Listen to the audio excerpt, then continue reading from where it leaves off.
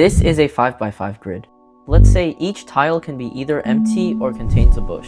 How many possible grids can we make? Over 30 million. Already, that's more than the number of colors your screen can show. But what happens if we go even bigger? Let's expand the grid to 6x6. Now we can get 68 billion combinations. In comparison, only 26 people in the world have a net worth higher than this number. But this pathetic number is nowhere near the final number of maps.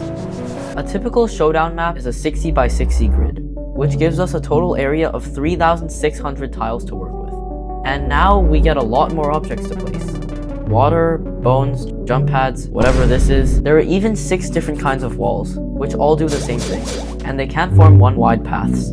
This means that if you put a block here, you can't put a block here or here, but you can put it here or here. And for some reason, diagonals are also not allowed. We want to calculate the number of combinations for this, but the problem, there's no equation or formula for this.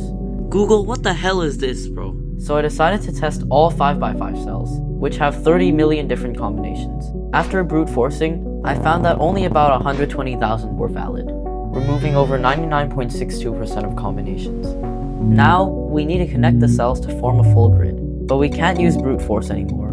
And if we did do brute force, the universe would literally die before it would finish. So instead, I had to do something called Monte Carlo sampling, which is basically taking random combinations and making estimations based on randomness. The way I did this is I first took a random 5x5, counted the number of 5x5 that can go next to it, and multiplied it to a counter. Then we take a random one, repeat until the full 60x60 grid is filled, and that final number is the estimation. Because it's random, we can repeat this like 10,000 times to give us more reliable results.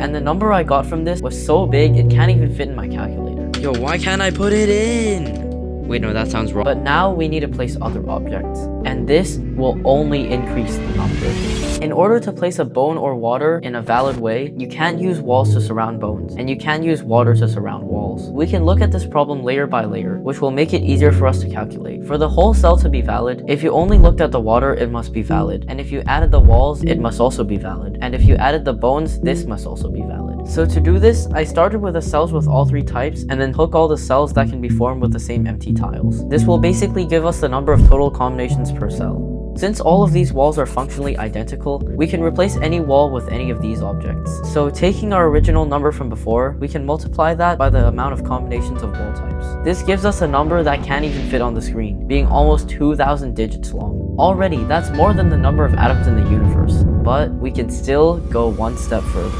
We need to fill empty spaces with these 14 objects. Some objects are 1x1 and others 2x2. I decided to go through every combination of the 2x2s first, and then fill the remaining spaces with 1x1s. So I derived this equation. Basically, this first checks the number of possible 2x2 spaces, then the number of combinations of specific 2x2s, then finally fills everything else with 1x1s. After getting the number of combinations of each empty space, we need to multiply all of these numbers together, because different maps will have different empty spaces. This already gives us a crazy number. And at last, we multiply this with our original number to get the final answer.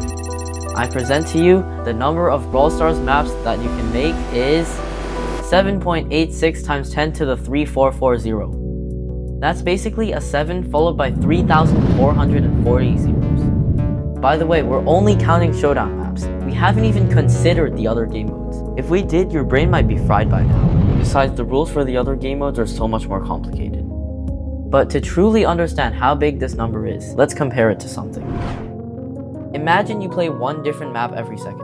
Now wait 1 billion years. Once you finish waiting, buy a Powerball lottery ticket. And now wait another billion years. Keep waiting and buying until you win the jackpot and all 6 of your numbers match. When you win, place down one single sheet of paper on the ground. Now repeat.